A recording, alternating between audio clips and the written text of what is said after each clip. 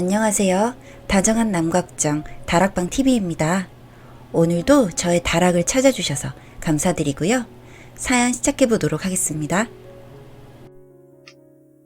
안녕하세요. 저는 지방에서 중견 기업을 다니고 있는 30대 직장인입니다. 저는 지금의 와이프를 회사에서 만나게 되었습니다. 흔히들 사내 커플이라고 하죠.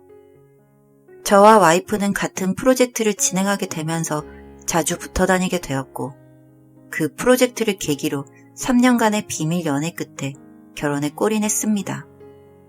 회사 내에서 인싸였던 아내와 아싸였던 저의 만남은 여러 사람들에게 충격이기는 했지만 저희는 공개 부부가 되고 나니 여러 방면으로 마음이 편했어요. 결혼 후 저희는 함께 출퇴근을 하면서 깨먹는 신혼을 보내고 있었습니다. 3년을 연애를 했는데도 결혼을 하고 나니 또 다르더라고요. 퇴근 후 함께 장을 보고 저녁을 먹으며 함께 영화를 보고 그리고 설거지 당번을 정하기 위해서 가위바위보를 했습니다. 그렇게 소소하고도 행복한 신혼의 끝에 소중한 아기도 생겼고요. 아내는 아이의 출산을 위해서 육아휴직을 했고 이후 제가 육아휴직을 사용하게 되었습니다. 보통의 회사라면 육아휴직 같은 제도가 있어도 잘 사용하지 못하는데 저희 회사는 그래도 사내 복지는 좋은 편이라 1년 뒤 저도 휴직을 하게 되었습니다. 그런데 그때부터 이상한 일들이 생겨나기 시작했어요. 여보, 주말에 시간 괜찮아? 어쩌지? 나 이번 주말에 회사 사람들이랑 워크숍 있는데. 그래? 어디로 가는데? 글쎄, 뭐 근교 갔다 올 것 같아. 그럼 금요일에 갔다가 토요일에 와? 아니, 이번에 워크숍을 2박 3일로 잡아둬서 일요일은 돼야 올 것 같아. 쉬는 날 당신이 고생이네. 조심히 다녀와. 저희 회사는 분기별로 워크숍이 있는데 처음에는 그게 1박 2일에서 2박 3일로 바뀌었다고 했습니다. 그거야 뭐 부서마다 조금씩 다르게 쓰기도 하니까 그럴 수 있다며 생각을 했는데 와이프는 점점 정신을 어디다 두고 다니는 사람처럼 행동했어요. 회사에 갔다가 야근을 한다고 늦게 들어오기도 하고 심지어는 장모님 생신이라면서 주말에 밥을 먹기로 했는데 와이프는 중간에 일어나더니 회사에 급한 일이 생겼대요. 여보, 오늘 장모님 생신이셔. 아니, 회사에 급한 일이. 무슨 급한 일? 당신 말고 할 사람이 없어? 과장님이 일을 하셔야 하는데 내 서랍장에 그 문서가 있어. 내가 잠궈두고 왔는데 열쇠를 갖고 다녀서 빨리 가져다 줘야 해. 아, 주말에 무슨. 그렇게 와이프는 뒤도 돌아보지 않고 가버렸고 그렇게 어색하게 장모님과의 식사를 마무리했습니다. 솔직히 회사에 갔다가 저희가 카페에서 있으면 돌아올 줄 알았는데 그런 것도 없었습니다. 그리고 와이프의 외도 사실을 알게 된 것은 직장 동료가 이야기를 해주더군요. 야, 너네 부부 사이 요즘 문제 있냐? 뭐? 아니, 아무 문제 없는데. 네 와이프 요즘 회사에서 아주 이상해. 회사에서 이상할 게 뭐야. 자꾸 상관도 없는 우리 부서를 기웃거리질 않나. 그 뭐라고 해야 되지? 그냥 이상해. 너네 그 사내 동호회? 뭐 그런 것 때문에 가는 거 아니야? 사내 동호회? 아니, 와이프가 그러던데 최근에 볼링 동호회인가? 그거 들었다고 하던데. 퇴근에 볼링 치려고 간 것 같은데? 무슨 말이야, 우리 회사에 동호회가 어딨어. 새로 생긴 거 아냐? 그런 거 없어. 야, 너 와이프한테 관심 좀 가져야겠다.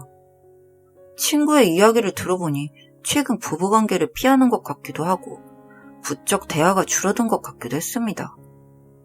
와이프가 퇴근 후 동호회 활동이라며 운동을 하고 온다고 했는 날이 많았는데 친구의 말을 들어보니 사내에 그런 동아리는 따로 없다고 하더군요.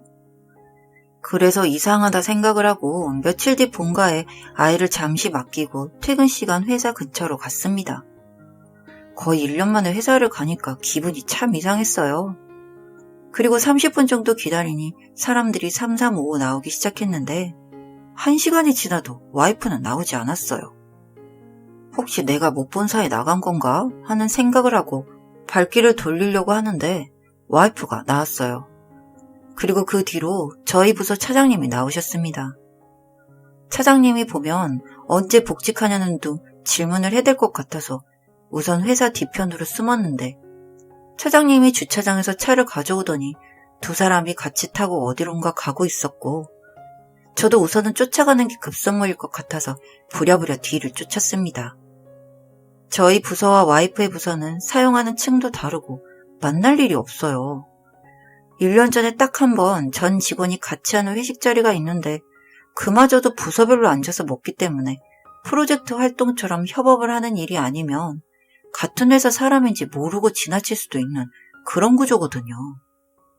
20분 정도 달려서 간 곳은 도심 외곽의 무인 모텔이었습니다.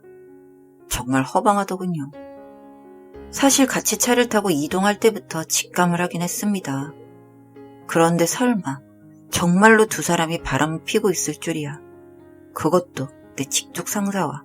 두 사람이 모텔 밖으로 나오는 것을 일단 사진으로 남기고 집으로 돌아갔습니다. 늦었네. 요즘 새로 시작한 프로젝트가 있어서 나 먼저 씻고 잘게. 연애 시절부터 와이프의 휴대폰 비밀번호는 늘 한결같았습니다. 그럼 와이프의 비밀번호가 바뀌어 있더군요. 며칠 동안 와이프의 손가락만 보면서 지냈고 9일째 되던 날 와이프의 휴대폰을 열어볼 수 있었습니다. 김 차장님. 제 상사는 메신저 사진도 와이프와 아이들로 되어 있을 만큼 가정적이라고 회사 안에서도 평판이 좋은 사람인데 메신저 내용을 보니 정말 이게 내가 아는 와이프가 맞는지 궁금하더군요. 오늘도 뒷모습이 참 예뻐. 나는 당신이랑 할 때 뒤로 하는 게 좋더라. 당신 신랑은 참 좋겠어. 우리 집에는 쌀자루 같은 와이프가 있어서 앞으로 해도 뒤로 해도 눈 둘 곳이 없는데 정말 비교돼. 그런 말들이요. 그리고 제가 증거를 찾으러 다닐 필요도 없이 안에서 둘이서 놀러간 사진이라든지 셀카 같은 게 많이 있었는데 얼마 전 워크숍을 간다고 했던 그날도 워크숍 일정은 역시나 1박 2일이었고 그 뒷날은 둘이서 여행을 하고 온 것이었습니다. 그 휴대폰 정말 판도라의 상자더군요. 두 사람은 회사 근처에 모텔을 월 숙박으로 계산을 해두고 점심시간이나 퇴근 후 수시로 가서 미래를 즐겼습니다. 그러면서도 각자의 집에는 나름 충실하려고 노력을 하고요. 다음 날이 되었고 저는 어떻게 해야 할지 이제 결단을 내려야 할 것 같았습니다. 어김없이 10시가 되어서 와이프는 들어왔고 저는 와이프에게 말했어요. 얼마 전에 당신 데리러 회사 앞에 갔다가 우리 부서 차장님이랑 당신이 있는 거 봤어. 그래? 시간이 비슷하게 맞았나 보네. 근데 언제? 나한테 말한 적 없는 것 같은데. 연락하려고 했는데 두 사람 차 타고 모텔로 들어가 버리더라. 할 말 없어? 아이 낳고 내가 여자가 아닌 것 같았어. 그런데 그 사람이 예뻐해주니 다시 설레고 좋더라. 그래서 그랬어. 당신한테 물론 미안하지만 더는 설레지 않아.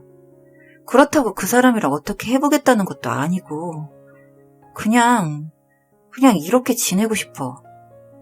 무슨 말이야? 그 사람이랑은 정리도 안 하고 나랑도 이렇게 살겠다고? 그럼 우리 딸은? 그렇게 딸을 걱정하는 사람이 매일 11시가 넘어야 들어오니? 나도 복직하면 그럼 그때도 그럴 거야? 아이를 생각하기는 하냐고.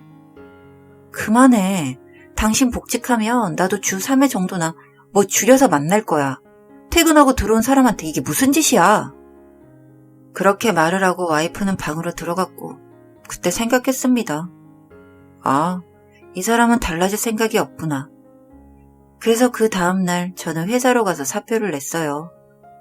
와이프와 직장 상사가 알콩달콩하게 남들 몰래 비밀 연애를 했을 회사에 더는 다니고 싶지 않았어요. 그리고 회사 복사기에서 와이프의 불륜 사진과 이혼 서류를 복사했습니다. 저도 왜 그랬는지 모르겠지만 그냥 알리고 싶었나 봐요.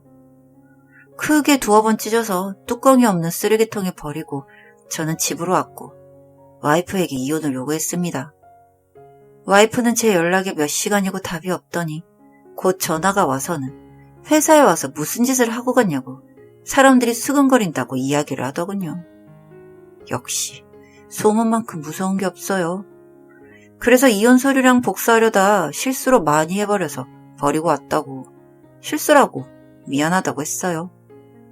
와이프는 그 일로 상대방 여자에게 상간녀 소송을 당했고 그 남자에게도 버려졌습니다. 저에게 이혼을 물으고 다시 잘 지내보자며 울고 비는데 와이프의 말이 맞았어요. 저도 더 이상 와이프에게 설레지도 않았고 와이프의 눈물을 보면서도 안아주고 싶거나 지켜주고 싶다는 생각이 안 들었어요. 그래서 저는 더 이상 망설이지 않고 이혼을 마무리 지었습니다. 지금 딸아이는 저와 지내고 있고 저는 딸아이가 함께 있을 수 있도록 놀이방에 딸려있는 작은 서점을 준비하고 있습니다. 엄마 없는 아이로 만들어서 아이에게 항상 미안한 마음이 크지만 그래도 저도 제 인생이 있기에 아이가 크면 꼭 사과를 해야 할 것 같습니다. 나중에라도 엄마를 만나는 건 막을 수 없겠지만 그래도 우리 딸아이만은 엄마와 다른 모습으로 살아가면 좋겠어요. 다정한 남걱정 다락방 TV였습니다. 다락방 주인에게 구독과 좋아요, 알림 설정으로 응원해주세요.